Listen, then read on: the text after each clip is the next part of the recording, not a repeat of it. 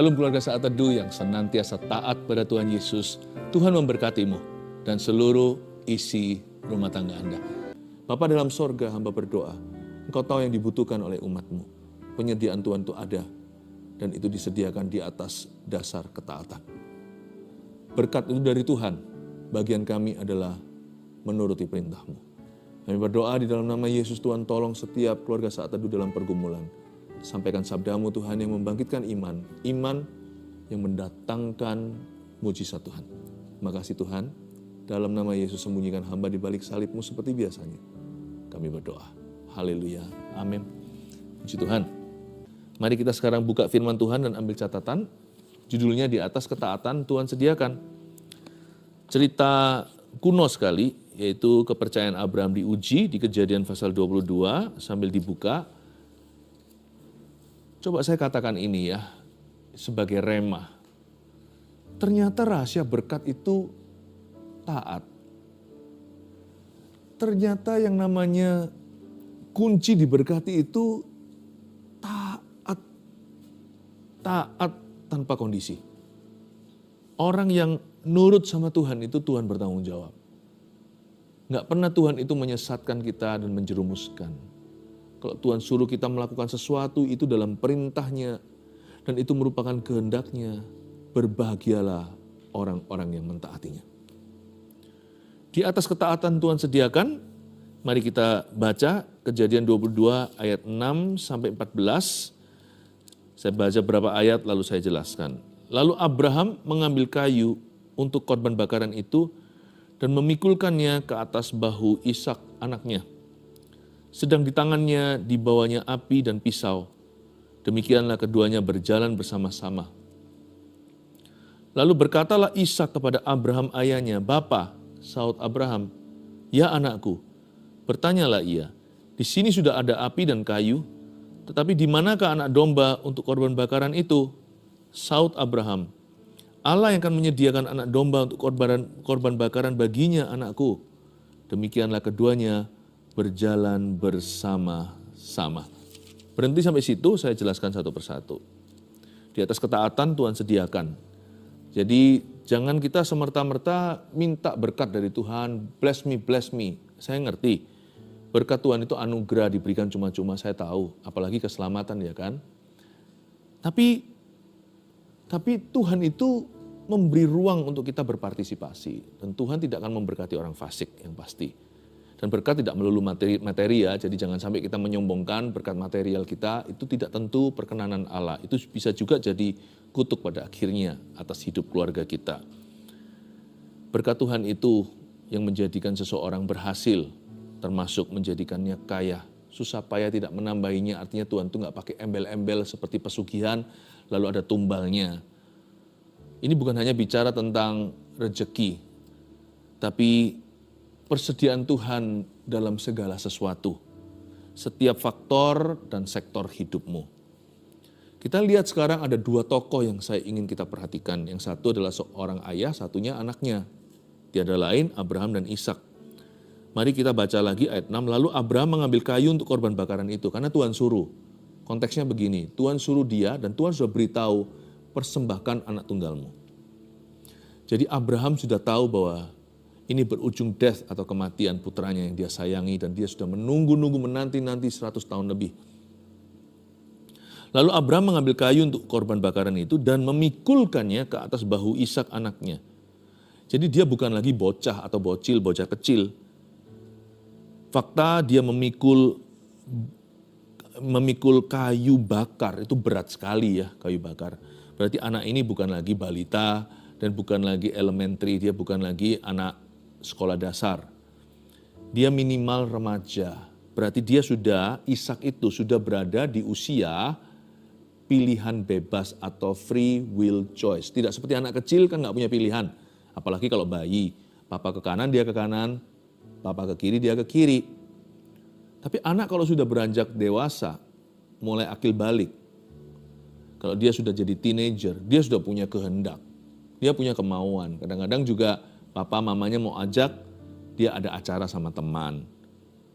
Anak ini sudah seusia orang yang bisa membuat pilihan. Pilihan orang dewasa. no longer a child. Jadi saya ingin Anda melihat bahwa yang taat dalam cerita ini ada dua, Abraham dan Ishak, sama-sama susah. Abraham disuruh mempersembahkan putranya yang dia sudah nanti-nantikan sebagai janji Allah. Mana ada sih papa kalau melihat anaknya sakit gitu, ayah yang mengasihi pasti berdoa begini, Tuhan biarkan aku aja yang mati, jangan dia. Itu pedihnya luar biasa, apalagi dia yang harus mempersembahkannya. Bagi Ishak, nggak takut apa? Ada pisau dan api. Tapi di ayat ini dia belum tahu kalau ternyata dialah yang akan dikorbankan. Tapi ada dua orang taat di sini yang saya sangat kagumi. Kenapa Tuhan memberkati Ishak? Tapi cerita hari ini bukan tentang Ishak ya, tapi tentang Abraham dulu. Kenapa Allah menjadikan Abraham itu bapa segala berkat? Sekarang kita mengerti, karena dia taat. Memang berkat itu kasih karunia, tetapi Tuhan itu tidak buta, tidak merem terhadap respon hati anak-anaknya. Tuhanlah yang memisahkan, membedakan antara orang benar dan orang fasik.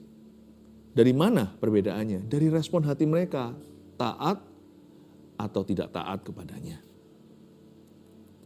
Demikianlah keduanya berjalan bersama-sama. Saya suka kalimat ini, demikianlah keduanya berjalan bersama-sama. Inilah sebuah gambar dua orang pria dewasa yang berjalan bersama-sama dan saling menginspirasi dalam ketaatan. Saya percaya kalau kita mau taat sama Tuhan itu kita nggak mungkin sendirian kok. Di bawah kolong langit ini selalu ada orang lain yang akan taat bersama denganmu. Bukan taat untukmu, Anda harus taat untuk diri sendiri. Taat tidak bisa diwakili. Tapi jangan merasa malang sendiri, kenapa kok aku disuruh begini? Kenapa kok aku diperintahkan begitu? Anda tidak sendirian. Di bawah kolong langit ini, di atas bulatan bumi, ada orang lain seperti dirimu, mirip yang Tuhan suruh taat pula. Mengampuni, soal mengasihi, soal berdoa, soal bersyukur. Dan orang yang taat biasanya Tuhan akan jodohkan. Ini nggak tentu suami istri, maksudnya juga dalam hal pertemanan, persahabatan. Tuhan pasti pertemukan kita dengan orang lain yang juga mau taat pada Tuhan. Sehingga besi menajamkan besi, orang taat menajamkan sesama yang taat kepadanya. Tuhan itu pasti memberi kepada kita mitra-mitra dalam kerajaan sorga. Hargailah orang-orang di sekeliling Anda yang takut akan Tuhan. Mereka adalah saudara-saudaramu yang belajar taat pula. Dan biarkan kita saling menguatkan, saling mengajari, saling belajar satu terhadap dari yang lainnya. Di sini adalah sebuah gambaran dua pria, satu lebih tua, satu lebih muda, berjalan bersama-sama, saling menginspirasi dalam ketaatan. Ayat 7, lalu berkatalah Ishak kepada Abraham ayahnya, Bapa, saut Abraham, ya anakku. Saya suka sekali dengan sautan-sautan ini. Ini ayah dan anak terpaut jauh usianya, udah bukan lagi usia engkongnya. Ini sudah usianya seperti kakek conya, apa itu ya? Jadi sudah bedanya jauh generasi. Tapi hubungan mereka sangat fungsional, tidak seperti hari ini banyak ayah dan anaknya yang tidak bicara. Papa dan anak yang tidak saling belajar, tapi yang saling muak satu dengan yang lainnya. Papanya mengeluhkan anaknya, anakku pemberontak. Anaknya berkata, Papa aku itu bukan teladan. Papaku adalah nightmare-ku atau mimpi burukku. Enggak. Belajarlah sesuatu. Ketaatan itu harus turun-temurun. Ketaatan adalah warisan dalam keluarga Anda yang paling mahal. Harta bisa dicari. Tapi taat kepada Tuhan, itu adalah legacy. Itu sesuatu yang akan dicontoh oleh putra-putrimu. Saya melihat Abraham di sini berhasil mendidik anaknya, sekalipun anak sudah usia seperti cicitnya, tapi dia sangat dekat. Dan Abraham berhasil menginspirasi sebuah teladan dalam diri anaknya, bahwa taat kepada Tuhan itu absolut, tidak boleh ditawar. Hari itu, penerus Abraham namanya Ishak, sedang dipersiapkan untuk menjadi seorang yang diberkati. Anda mau keturunan Anda diberkati, jangan kasih mereka duit, kasih uang. Itu bisa menyusul. Orang punya uang banyak tidak garansi, orang punya uang sedikit juga tidak perlu. Tidak perlu kita merasa minder.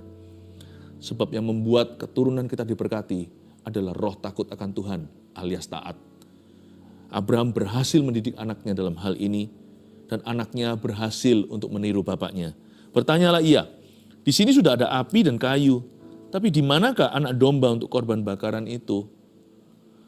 Ini anak yang sangat brilian ya, pinter sekali. Dia bilang, hei tunggu pak, ini kan ada api dan kayu, tapi ayah, di mana anak domba untuk korban bakaran itu? Pikiran anak muda biasanya kritis. Dia tanya, dari tadi saya lihat ayah pegang kayu dan api, tapi mana hewannya? Mana hewan sembelihan? Di sini kita pelajari sesuatu bahwa taat kepada Tuhan itu tidak meniadakan logika. Seperti beberapa orang yang punya kebiasaan buruk yaitu ngeroh tanpa fondasi, alias spiritual madness atau kegilaan rohani. Taat enggak seperti itu. Orang yang suka taatnya itu ngawang, disuruh Tuhan. Tapi hidupnya dia enggak seimbang. Imannya enggak sehat.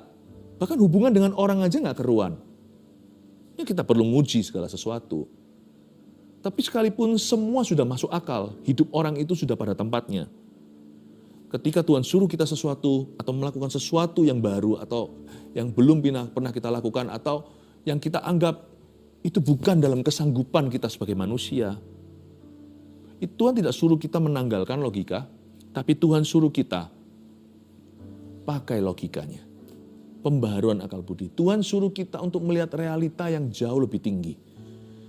Ketika si Ishak tanya sama papanya, di mana anak domba untuk korban bakaran itu? Saud Abraham. Coba lihat ya, Abraham bisa begitu tenang. Orang kalau taat nggak usah panik. Saud Abraham, Allah yang akan menyediakan anak domba untuk korban bakaran baginya anakku. Abraham tidak berdusta. Abraham beriman. Dia berkata nanti akan ada domba korban bakaran baginya yang disediakan bagi kita. Ini yang saya maksudkan tadi. Orang, even taat pada Tuhan, bahkan taat pada Tuhan pun seringkali make sense. Masuk akal, tapi susah dilakukan. Kadang-kadang kita disuruh mengampuni 7 kali 70, sakit memang. Tapi kalau kita pikir lagi ya, masuk akal sih. Daripada saya benci 490 kali, saya sakit setengah mati. Mending saya memilih untuk mengampuni sakitnya sementara lalu diberkati. Perintah Tuhan itu tidak sulit, tidak susah. Kalau kita ngerti poinnya, kalau kita paham maksudnya. Karena itu di sini Abraham ditanya sama anaknya, mana hewan kurban? Abraham berkata, nanti Tuhan pasti sediakan. Dia nggak tahu nanti ujung cerita ini seperti apa. Kan dia nggak dapatkan bocoran. Kan dia sedang mengalaminya sendiri, dia sedang melaluinya. Bisa saja di dalam pikiran benaknya sebagai manusia yang tidak maha tahu, mungkin anakku sungguhan mati nanti, Tuhan akan bangkitkan, lalu Tuhan kasih domba gantinya. Atau mungkinkah Abraham curiga, nanti gak mungkin lah sebelum aku korbankan anakku pasti ditahan sama malaikat. Saya rasa sih tidak. Abraham kalau tahu berarti taatnya gak penuh. Orang yang taat tetapi tidak segenap hati, orang yang taat tapi tahu bahwa ini gak jadi, itu tidak termasuk ketaatan. Karena dia punya cadangan. Saya rasa Abraham gak punya pikiran itu sih. Dia pikirannya paling, kalau anakku mati, Tuhan pasti kebangkitkan, lalu nantinya aku akan berikan korban yang adalah hewan. Ibrani pun mencatat begitu di perjanjian baru bahwa Abraham percaya bahwa sekalipun anaknya mati, kalau dia mati, Tuhan akan bangkitkan suatu Tuhan sanggup melakukan segala perkara. Demikianlah keduanya berjalan bersama-sama penutupan ayat 8. Untuk kedua kalinya diucapkan lagi. Jadi Abraham dan Ishak ini berjalan from obedience to obedience, dari ketaatan pada ketaatan, bersama-sama. Saya bersyukur saya punya teman-teman lama, rekan-rekan lama hari ini yang bersama dengan saya dalam pelayanan, dalam pekerjaan, dalam kehidupan. Kalau saya bisa nostalgia atau saya bisa kaleidoskop ya, kehidupan kami puluhan tahun ke belakang itu berisi begini ceritanya. Tuhan membawa kami bersama-sama dari ketaatan pada ketaatan. Dan di setiap musim hidup kami, up and down-nya, belajar, berusaha untuk taat. Kami masih bersama-sama bertahun-tahun kemudian. Hargai teman-teman seperti itu. Ya, mereka bukan hanya saudara seiman, tapi mereka juga saudara sevisi yang sama-sama taat kepada Tuhan Yesus. Saya percaya di sini terjadi bonding yang luar biasa antara Abraham dan anaknya. Makanya rumah tangga kita, keluarga kita juga harus diisi dengan kesaksian begini. Bukan dari berantem ke berantem melulu. Pasti ada konflik-konfliknya. Kalau nggak ada, berarti kan tidak bergesekan. Kalau nggak bergesekan, berarti kan nggak dibentuk sama Tuhan. Tapi hendaknya hidup kita itu cerita besarnya itu begini. Tuhan bawa kami satu keluarga ini dari ketaatan pada firman kepada ketaatan pada firman berikutnya, dan puluhan tahun kemudian hubungan kami semakin matang dan firman Tuhan semakin lengkap dalam diri kami. Dari ketaatan pada ketaatan dan berjalan bersama-sama. Ayat 9, sampailah mereka ke tempat yang dikatakan Allah kepadanya. Lalu Abraham mendirikan mezbah di situ. Disusunnyalah kayu, diikatnya Ishak anaknya itu, dan diletakkannya di mezbah itu di atas kayu api. Berhenti, saya jelaskan ayat 9. Sampai mereka di lokasi yang ditunjuk Tuhan, lalu Abraham mendirikan mezbah, disusunnya kayu. Waktu dia menyusun kayu, Ishak masih sama-sama menyusun kayu itu bersama sang ayah. Tapi waktu di kalimat berikutnya diikatnya Ishak, nah di sini pasti Ishak shock sekali. Waktu menyusun kayu mereka masih berdua. Waktu diikat, taat mereka sendiri-sendiri. Abraham harus tega. Dia harus menguatkan hatinya. Aku harus taat pada Tuhan. Aku harus lebih mencintai Tuhanku daripada anakku satu-satunya. Aku harus mengasihi Tuhanku melebihi daripada keluargaku. Dan Ishak waktu diikat, dia tidak memberontak. Ingat, ayahnya sudah 100 tahun lebih. Ishak dengan gampang melawan. Kalau dia lawan, si Abraham tak punya kesempatan mengikatnya. Jangankan lawan, lari aja nggak bisa dikejar kok. Ini anak muda, kalau usia segitu itu otot besi, tulang baja. Di sini ada seorang kakek renta yang dia sebut sebagai ayah. Ishak waktu diikat, dia harus percaya papanya tahu apa yang dia lakukan. Ishak harus menaruh trust. Diikatnya Ishak anaknya itu dan diletakkannya di mezbah itu di atas kayu api. Masa Abraham gendong anaknya umur 100 lebih, itu Ishak naik sendiri. Diletakkan itu berarti dengan bantuan Ishak. Ishak naik, saya bisa bayangkan sekalipun dia udah remaja, dia nangis. Wahai papa, kenapa ayah? Kenapa? Kenapa aku? Tapi dia gak memberontak, coba bayangkan. Ketaatan itu bisa bersama-sama, asiknya rame-rame. Kita saling menguatkan. Tapi ada satu titik dalam dunia keintiman dengan Allah, tidak ada orang bisa berdiri bersama denganmu. Anda harus taat sendiri. Ada saatnya, di level tertentu, no one can obey God for you. Nah, satu titik, satu kedalaman, tak seorang pun di dunia ini bisa taat kepada Tuhan mewakili Anda. Tidak ada seorang pun bisa mentaati Allah bagi Anda. Hari itu dia susun kayu. Papa anak masih bekerja sama. Ayo saling kerjasama, sini kayunya, ini kamu nyalakan apinya. Masih bisa tektokan kata orang. Tapi waktu mulai Ishak diikat, Ishak sendirian di hadapan Sang Maha Kuasa. Dia harus memutuskan isi hatinya. Free will choice atau keputusan bebasnya harus digunakan untuk taat pada Tuhan atau lari dari panggilan. Dan Abraham juga sama. Tidak bisa lagi seorang pun membantunya. Istrinya pun tidak di gunung itu.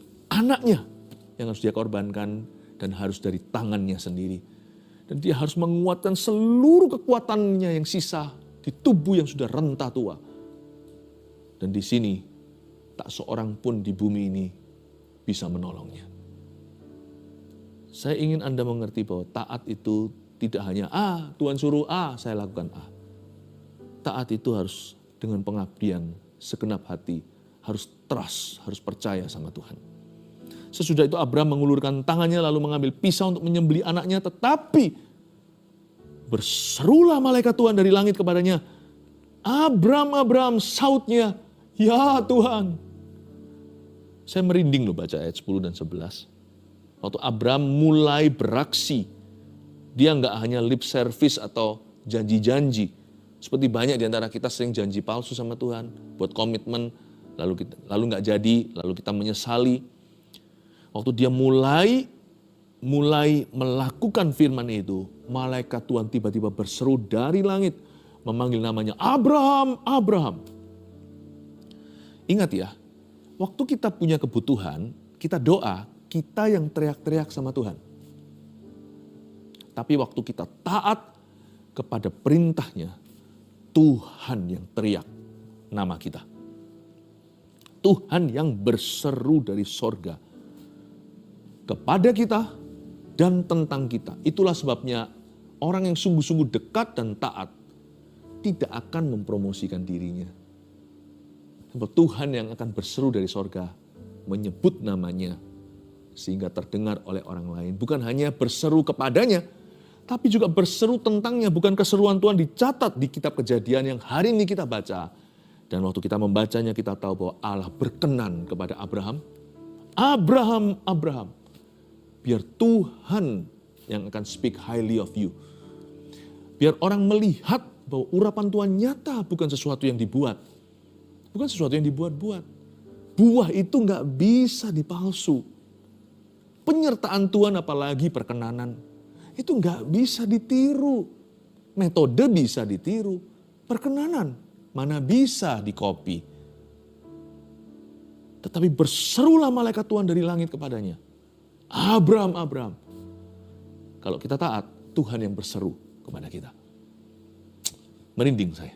Ayat 12. Lalu ia berfirman, jangan bunuh anak itu dan jangan kau apa-apakan dia. Sebab telah ku ketahui sekarang bahwa engkau takut akan Allah dan engkau tidak segan-segan untuk menyerahkan anakmu yang tunggal kepadaku. Kalau Anda baca ayat 12 ini, siapa yang berbicara? Malaikat Tuhan dengan M huruf besar tadi. Tiada lain, ini adalah penampakan, ini adalah Tuhan Yesus Kristus di perjanjian lama. Sebelum dia datang ke dunia, menjelma sebagai manusia. Yang disebut malaikat Tuhan M huruf besar ini, bukanlah malaikat biasa. Sahutnya, sahut Abraham, ya Tuhan, lalu ia dengan I huruf besar berfirman. Ini berarti Tuhan, Tuhan Yesus. Dan Tuhan Yesus berkata kepadanya di perjanjian lama ini, jangan kau apa-apakan anakmu, sebab telah ku ketahui sekarang. Loh, bukannya Tuhan Maha tahu ya? Kenapa kok barusan dia berkata, sekarang aku tahu. Sebab telah ku ketahui sekarang bahwa engkau takut akan Allah. Bukannya Tuhan yang menguji hati tahu segala sesuatu? Betul. Tapi inilah misterinya ketaatan. Waktu kita taat, sekalipun Allah Maha tahu, kita sedang memberitahu Tuhan sesuatu. Kalau mau bicara kepada Tuhan sesuatu yang mempan, itu ketaatan. Sebab ketaatan adalah bahasa sorga. Bahasa yang sangat dipandang oleh Tuhan. Sebab orang bisa ngomong apa aja terserah dia. Tapi kalau dia hanya menjadi pendengar firman, tiada kuasa. Tapi waktu dia mulai melakukan firman itu, dia memberitahu kepada Sang Maha Kuasa. Hatinya di mana. Tuhan tahu sih. Saya yakin dalam kemahatauan Tuhan, Tuhan tahu segala sesuatu. Kenapa masih ada episode ini? Tuhan memberi kesempatan, memberi mikrofonnya kepada Abraham. Seperti seseorang kalau lagi ngomong di depan, bicara di depan publik gitu, lalu habis itu saya pegang mikrofonnya misalnya, teman saya nih ngomong sesuatu, tapi dia malu mikrofon gini kan. Saya sih dengar di sebelahnya, saya tahu isi hatinya. Tapi kan khalayak ramai tidak mendengarnya, makanya saya ambil, saya pegang tangannya, saya angkat mikrofonnya begini, ayo deketin, supaya yang lainnya mendengarmu. Tuhan tidak menguji Abraham untuk Tuhan. Tuhan menguji Abraham untuk kita, supaya kita belajar dari teladannya dan mengikuti jejak kakinya. Sebab telah ku ketahui sekarang, tahukah orang yang taat memberitahu sesuatu kepada Tuhan? Sekalipun Tuhan Maha tahu, betapa powerfulnya pewahyuan ini. Coba renungkan.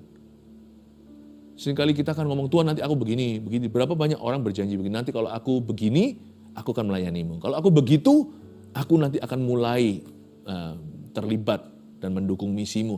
Kalau kau berkati, aku mulai memberi. Kalau orang itu berubah, aku akan ampuni. Wah, yang gitu nggak mempan sih. Ampuni dulu dan Tuhan mengerti. Dan Tuhan tahu bahwa engkau mengasihi. Anda memberitahu Tuhan hatimu di mana. Kalau waktu kita memberi dulu. Tuhan memberitahu, kita memberitahu pada Tuhan bahwa Di mana hartaku berada, di situ hatiku berada. Hatiku tidak berada pada harta, tapi berada padamu Tuhan. Ayat 13, lalu Abraham menoleh setelah diberitahu malaikat, berhenti, jangan apa-apain dia. Lalu Abraham menoleh kan. Dan waktu dia menoleh, dia melihat seekor domba jantan di belakangnya, yang tanduknya tersangkut dalam belukar. Abraham mengambil domba itu lalu mengorbankannya sebagai korban bakaran pengganti anaknya. Pertanyaan saya, itu hewan tadi itu sudah nyangkut di sana berapa lama? Nggak mungkin pas noleh baru nyangkut kan? Mungkin dia sudah nyangkut di situ, dia coba-coba begitu. Atau saya nggak tahu berapa lama, Alkitab nggak mencatatnya. Namun demikian, saya membayangkan sebelum Abraham taat, dia sudah menoleh mungkin berkali-kali. Dia mulai melihat sekelilingnya. Saya curiga pada waktu dia ditanya, di sini sudah ada api dan kayu oleh anaknya, di mana domba korban bakaran itu? Saud Abraham tadi kan, Allah akan menyediakan anak domba itu. Siapa tahu Abraham mikir gini, siapa tahu sekarang Tuhan sediakan dan Tuhan ganti firman-Nya. Udah, nggak jadi. Cancel ya. Itu aja yang kamu korbankan, bukan putramu. Saya yakin waktu Abraham jawab anaknya yang kritis itu, dia pasti lihat kelilingnya. Kok nggak kelihatan ya? Entah domba jantan ini belum nyangkut ke semak belukar, atau sudah nyangkut tapi Tuhan tidak izinkan Abraham melihatnya. Yang pasti saya ambil satu kesimpulan, hanya setelah taat kita baru melihat yang Tuhan lihat. Sebelum taat, kita nggak akan kelihatan. Antara barangnya belum ada, atau sudah ada di situ, kita nggak melihatnya. Seperti orang cari kunci, kuncinya mana? Tapi di depannya dia nggak tahu, nggak sadar itu kuncinya. Seringkali saya begitu, istri saya berkata, itu loh, oh iya ya. Saya percaya hanya hati yang taat akan melihat yang Tuhan ingin dia lihat. Dan waktu kita taat, Tuhan akan izinkan kita melihat karya penebusannya. Penebusan itu nggak melulu nggak hanya bicara tentang keselamatan kita waktu Tuhan mati untuk Anda dan saya di Kalvari. Tetapi artinya yang putus kita akan lihat penyambungnya. Yang hilang kita akan menemukannya. Shalom peace artinya kan itu. Nothing missing, nothing broken in God's good plan for you. Tidak ada yang patah, tidak ada yang hilang dalam rencana Allah, rencana Bapa atas hidupmu. Kita mulai melihat karya penebusan. Oh ini yang setan lakukan, ternyata Tuhan gantikan. Ini yang diambil dan dicuri oleh belalang lompatan, Tuhan pulihkan. Kita mulai melihat bukan hanya redemption, kita juga melihat provision, melihat penyediaan Allah. Kita akan mulai melihat miracles-nya, mulai lihat mujizatnya. Waktu kita taat, kita akan melihat sesuatu. Ayat 14, dan Abraham menamai tempat itu, Tuhan menyediakan. Sebab itu sampai sekarang dikatakan orang, di atas gunung Tuhan akan disediakan. Kalau Anda baca ayat 14 harus hati-hati. Kata Tuhan menyediakan di sanalah keluar satu gelar Tuhan yang sangat terkenal. Yehovah Jireh. Jehovah Jireh bahasa Inggrisnya. Yang artinya my provider atau penyedia. Dia yang menyediakan. Jehovah Jireh itu seringkali kita pakai untuk klaim-klaiman. Sebenarnya ada cerita di balik layar. Nah ternyata ceritanya begini. Jehovah Jireh itu gak datang kosongan. Tuhan menyediakan itu dijelaskan. Sebab itu sampai sekarang dikatakan orang jangan di-courting. Jangan 50-50 ikut Tuhan itu. Ikut Tuhan itu harus 100. Di atas gunung Tuhan akan disediakan. Itu arti Yehovah Jireh sesungguhnya. Di atas ketaatan gunung Tuhan di sini adalah gunung di mana Abraham taat mempersembahkan yang Tuhan minta. Mempersembahkan anaknya di atas gunung Tuhan ini. Inilah kosa. Nanti akan disediakan, itulah efeknya. The cause and the effect. Di atas gunung Tuhan, di atas ketaatan. Baru Tuhan sediakan. Nggak bisa main klaim-klaim kosongan. Yehovah Jireh, Yehovah Jireh. Yehovah Jireh itu artinya taat kepadaku, berani percaya kepadaku, kau akan melihat kemuliaanku. Saya kasih 3 poin untuk Anda catat. Di atas ketaatan Tuhan sediakan apa yang kita pelajari. Nomor 1, orang yang taat kepada Tuhan tidak usah panik. Lihat Abraham dari tadi semua dari ayat 6 sampai 14 yang saya bahas. Mana ada Abraham gemetaran pegang pisau, pegang api, ditanya sama anaknya. Itu kan kalau kita kan terpojokkan. Enggak tuh, dia tenang. Sedih pasti sedih. Dia gugup pasti gugup. Grogi sih ada grogi. Tapi enggak panik. Sebab orang kalau taat sama Tuhan, percayalah. Tuhan yang suruh, Tuhan akan bertanggung jawab. Saya punya cara pandang yang simple sama Tuhan. Seperti anak kecil iman saya, dan saya ingin tularkan. Pokoknya kalau Tuhan suruh saya, Tuhan yang tanggung jawab. Kita nggak main klaim-klaim sama orang di mana-mana bilang Tuhan suruh aku begini, Tuhan suruh begitu. Nggak punya dasar orang ngomong begitu. Yang suka ngeroh itu sembarangan, tidak punya fondasi, itu spiritual madness atau kegilaan rohani. Nggak usah tiru-tiru yang begitu. Kalau Tuhan suruh itu pasti akan jelas sekali. Tapi kalau memang Tuhan suruh kita sesuatu, apalagi tertulis dalam firman-Nya itu jelas, Tuhan tanggung jawab lah, tenang aja. 2, orang yang taat kepada Tuhan tidak berjalan sendirian. Jangan kesepian ya. Jangan percaya setan yang berkata, kamu sendirian yang diginikan Tuhan. Nah, di seluruh dunia banyak, kita tidak boleh GR yang begituan. Orang yang taat pada Tuhan tidak pernah berjalan sendirian. Sekarang, nanti continually seperti tadi, 2 kali diulang demikianlah mereka berjalan bersama-sama di setiap kilometer hidupmu selalu ada seseorang mendampingimu dari Tuhan. Yang 3, orang yang taat pada Tuhan melihat yang Tuhan lihat. Kelihatan ada kambing jantan, domba jantan di belakangnya yang tanduknya tersangkut di semak belukar. Tuhan pasti akan izinkan kita melihat sesuatu yang kita nggak lihat dulu. Tunggu taat, setelah taat kita akan melihat. Ternyata rahasia berkat itu simpel. Apa itu? Taat. Mari kita minta sama Tuhan, hati yang taat. Pastilah kita akan melihat kemuliaan-Nya di hari-hari ke depan yang susah mungkin bagi dunia. Anda akan melihat berkat Tuhan. Yang saya maksudkan berkat tidak selalu melulu tentang materi, tapi rencana Bapa yang digenapi, rencana yang ajaib itu atas kehidupan Anda, keluarga Anda, pekerjaan dan pelayanan.